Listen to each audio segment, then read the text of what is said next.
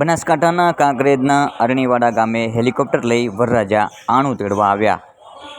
અરણીવાડા ગામના પસાભાઈ પાણાભાઈ પરમારની દીકરી ડિમ્પલના લગ્ન 10 દિવસ પહેલાં કરવામાં આવ્યા હતા। અમદાવાદથી વરરાજા યશ પરમાર તેમની ઉમ્મીદ પૂરી કરવા હેલિકોપ્ટર લઈ આજે અરણીવાડા પહોંચ્યા હતા।